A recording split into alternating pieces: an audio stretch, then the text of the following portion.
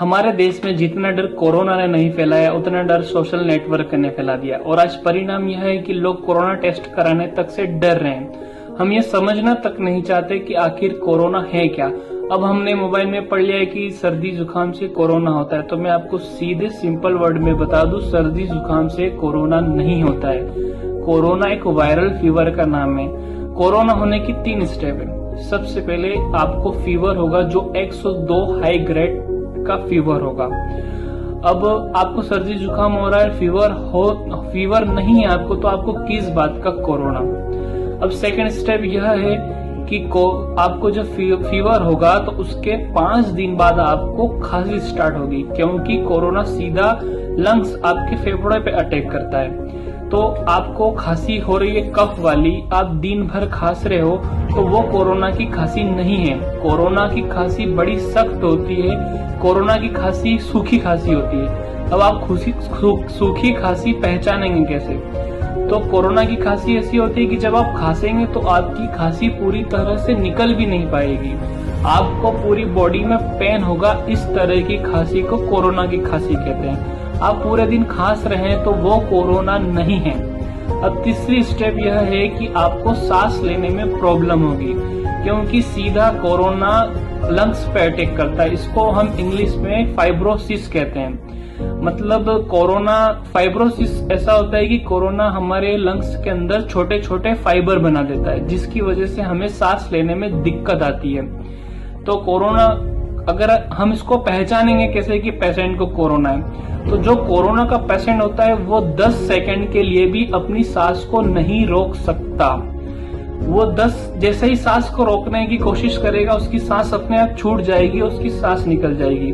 तो आप अपने घर पर है तो वहां पर देखें कि आपके लंग्स किस तरह से काम कर रहे हैं। आप अपनी सांस को रोक कर देखिए, 30 सेकंड, 40 सेकंड, 50 सेकंड, ये हमारी नॉर्मल कैपेसिटी है। अगर आपने आपकी सांस को रोक लिया तो मतलब आपके लंग्स एकदम बिल्कुल सही काम कर रहे हैं, आपको किसी तरह की कोई दिक्कत नहीं है और आपके लंग्स सही काम कर रहे हैं और आपको फिर भी फीवर है तो आपको वायरल फीवर है और आप जल्दी अच्छे हो जाएंगे।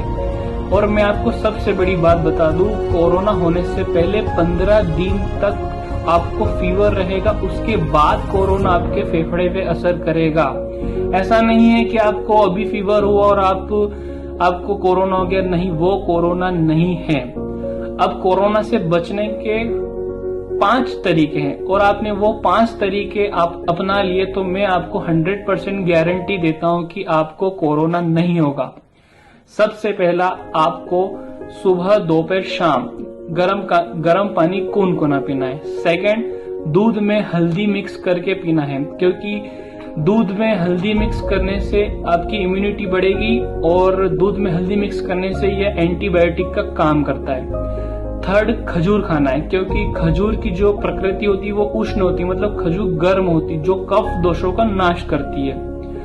तो आप खजूर खाएंगे तो आपकी जो एसिडिटी की प्रॉब्लम है वो भी ठीक हो जाएगी और कफ दोषों का नाश होगा। चौथी चीज है कलौंजी खाना है। अब कलौंजी क्या होता है? कलौंजी एक प्रकार का बीज होता है जो ब्लैक कलर का चाय पत्ती की तरह दिखने वाला होता है।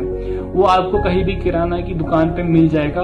कलौंजी में इतना प्रोटीन होता है कि वो हर किसी तरह के रोगों से लड़ने की मतलब क्षमता अपनी बॉडी में पैदा करता है। कलौंजी बहुत ही प्रोटीन युक्त होता है। और 5वां सबसे इम्पोर्टेंट पार्ट है, आपको सोशल नेटवर्क से काफी दूर रहना पड़ेगा। आपको कुछ दिनों के लिए मोबाइल से दूर रहना पड़ेगा।